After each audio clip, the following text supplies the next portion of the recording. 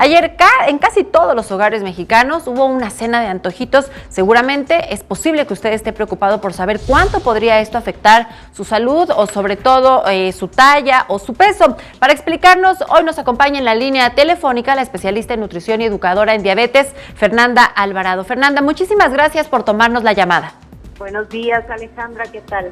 Muy buenos días. Pues mira, precisamente en días anteriores el Instituto Mexicano del Seguro Social emitió una serie de recomendaciones con motivo de las comidas patrias, en donde se invita a cambiar algunos ingredientes en los platillos y bueno, pues también a pensar en nuestra salud, además de la celebración, por supuesto. Así es, pero yo lo que siempre hago hincapié es que es una noche. Y modificar, por ejemplo, la receta de un chile en nogada, pues ya no vas a comer un chile en nogada. Yo creo que lo que tendríamos que tener conciencia es sobre lo que comemos todos los días, no solamente una noche.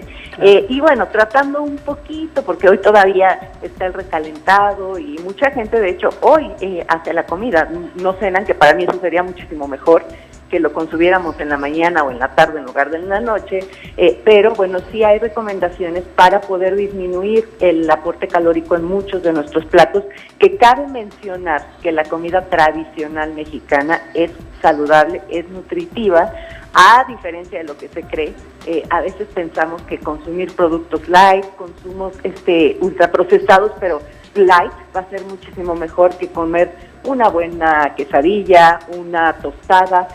Todos estos platillos se han satanizado cuando en realidad no son tan calóricos como se cree, a excepción de algunos, como los que ya sabemos, el típico pambazo, gordita de chicharrón, claro. Porque eso sí, ni cómo ayudarles, ¿no? Porque son alimentos que por naturaleza son densamente calóricos. Pero, por ejemplo, un pozole, que es el plato rey de la noche del 15 de septiembre y 16 de septiembre, pues si nosotros disminuimos un poquito el aporte del maíz y aumentamos el de los vegetales como la lechuga, el rábano, y sobre todo si dejamos a un lado, a veces comemos más tostadas que pozole. Entonces, si dejamos las tostadas a un lado, nos comemos una nada más y procuramos sustituir la crema por jocoque, que tiene un sabor muy similar y son alimentos pues totalmente distintos, aunque sepan un poco iguales. Pues bueno, esa podría ser una buena recomendación. Fernanda, pues respecto a la noche de anoche, pues ya no hay mucho que hacer, lo que nos comimos, bueno, pues ya está ahí. Podríamos reflexionar entonces, como bien lo dices, lo acostumbrado en las familias mexicanas es a reunirse nuevamente hoy, pues a terminarse todo lo que se preparó en este recalentado. Hoy es un día entonces en el cual sí deberíamos de tomar conciencia, evitar, bueno, pues nuevamente el consumo de alcohol, bebidas azucaradas y los excesos en comida, ¿no?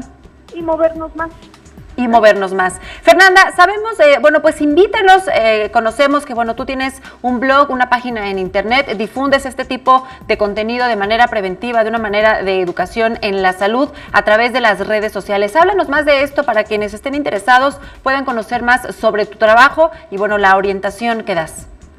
Sí, mi trabajo básicamente es generar contenidos para distintos medios de comunicación y lo que yo procuro es dejar de satanizar los alimentos, ¿no? Y mejor aprender a incluirlos y sí aprender cuáles son los que tienes que comer pues con menos frecuencia.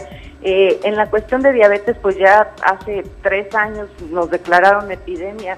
Ya somos un país con mucha diabetes, con mucho sobrepeso, y ese es el factor, la alimentación es el factor prevenible que podemos modificar para evitar enfermar. Entonces, una de mis líneas de educación, de alfabetización en salud, es sobre el no satanizar, sobre el enseñar a comer y el regresar a tener nuestra dieta tradicional mexicana, que en realidad, aunque muchos no lo crean, es mucho más saludable que comer una sopa de vasito de estas tiendas de conveniencia. Bueno, pues queremos agradecerte mucho, Fernanda Alvarado, y también pues recomendarles a aquellos que comenzaron algún régimen alimenticio, no se desanimen en estas fiestas patrias, vuelvan a la normalidad lo más pronto posible. Muchísimas gracias, Fernanda, por los comentarios que nos compartes. Muy bien.